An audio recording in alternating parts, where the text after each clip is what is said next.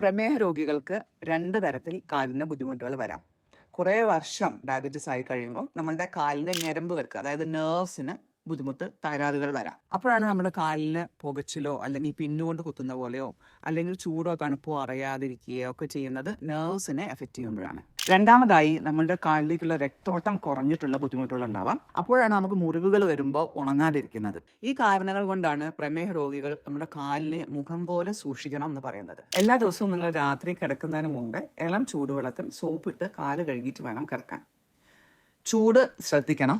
ചിലവർക്കൊന്നും ചൂട് മനസ്സിലാവില്ല. അതുകൊണ്ട് വളരെ ഇളം ചൂടിൽ മാത്രമേ വെള്ളം എടുക്കാവൂ. അല്ലെങ്കിൽ വേറൊരാളെ കൊണ്ട് അതിന്റെ ടെമ്പറേച്ചർ നോക്കിയിട്ട് വേണം ഉപയോഗിക്കാൻ. കാല് കഴുകി കഴിഞ്ഞാൽ ഒരു ഉണങ്ങിയ തുണി കൊണ്ട് വിരലിന്റെ ഇടയിലൊക്കെ നന്നായി തുടച്ച് ഡ്രൈ ആയിട്ട് വെക്കണം. ഈർപ്പം തീരെ ഉണ്ടാവാൻ പാടില്ല. പിന്നെ നിങ്ങൾക്ക് വേണമെങ്കിൽ ഒരു മോയ്സ്ചറൈസിങ് ക്രീം അപ്ലൈ ചെയ്യാം. ഇതിനുശേഷം നിങ്ങളുടെ കാലിന്റെ അടിഭാഗം നിങ്ങൾ എക്സാമിൻ ചെയ്യണം. നിങ്ങൾക്ക് തന്നെ നോക്കാൻ പറ്റുമെങ്കിൽ നിങ്ങൾക്ക് നോക്കാം. അല്ലെങ്കിൽ കുട്ടികൾ ആരെങ്കിലും ഉണ്ടെങ്കിൽ നിങ്ങളുടെ കാലിന്റെ അടി ഒന്ന് നോക്കാൻ പറയാം. ഇതൊന്നും അല്ലെങ്കിൽ ഒരു മിറവ് വെച്ചിട്ട് ഒരു കണ്ണാടി വെച്ച് നമുക്ക് വേണമെങ്കിൽ കാലിന്റെ അടി ഒന്ന് എക്സാമിൻ ചെയ്യാം.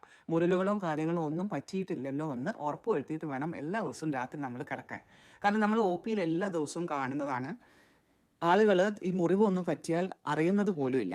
ന്യൂറോപ്പതി വന്നിട്ട് മുറിവ് പറ്റിയാൽ അറിയാതെ അത് പഴുത്ത് ബുദ്ധിമുട്ടാകുമ്പോൾ മാത്രമാണ് അവർ നമ്മളുടെ അടുത്തേക്ക് വന്നു പറ്റുന്നത്. നിങ്ങൾ ചെരുപ്പിടാതെ ഒരിക്കലും നടക്കരുത്. വീട്ടിൻ്റെ ഉള്ളിലാണെങ്കിലും പുറമാണെങ്കിലും ഒക്കെ നിങ്ങൾ ചെരുപ്പ് ഉപയോഗിക്കണം. നല്ല ഫിറ്റിംഗ് ഉള്ള ചെരുപ്പായിരിക്കണം അതും. നഖം വെട്ടുമ്പോഴും നമ്മൾ ശ്രദ്ധിക്കേണ്ടതാണ്. ബ്ലേഡോ കത്തിയോ ഒന്നും വെച്ച് നഖം വെട്ടരുത്. നെയിൽ കട്ടർ മാത്രമേ ഉപയോഗിക്കാവുള്ളൂ. ബുദ്ധിമുട്ടുള്ള ആളുകൾ വേറൊരാളുടെ സഹായം തേടേണ്ടതാണ്.